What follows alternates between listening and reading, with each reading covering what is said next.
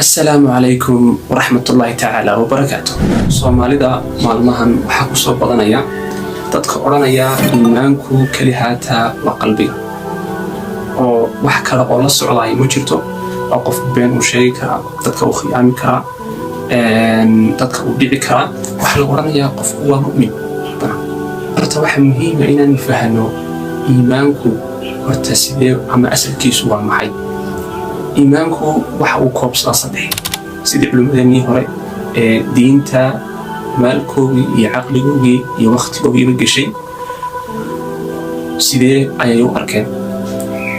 waxa ay yidhaahdeen lambar kow waa in qofku uu carabka ka yidhaahdo lambar laba uu qalbiga ka rumeeyo lambar saddex uu camal ama shaqo ku muujiyo iimaankaas oo shaqo la'aan iimaanku ma muujismayo lama arkayo taana waxa kugu daliilaa inuu ilaahay subxaanahu watacaala istabadhigay meel walba ood qur-aanka akhrido ina aladiina aamanuu wa camiluu الصaalixaati waistabataalla iimaankaas iyo camalku wax kala hadhaya maaha.